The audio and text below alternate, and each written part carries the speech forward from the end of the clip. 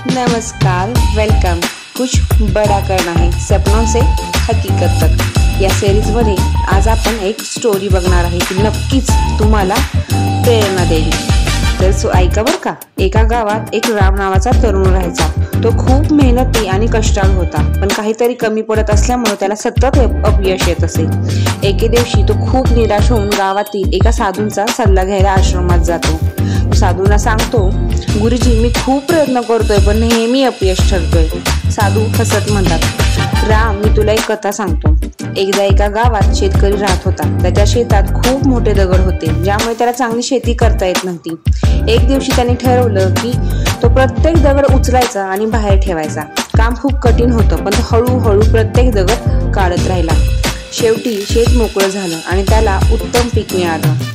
राम म्हणला, गुरुजी कथा तर चांगली आहे, पण यातून मला काय शिकायला मिळालं?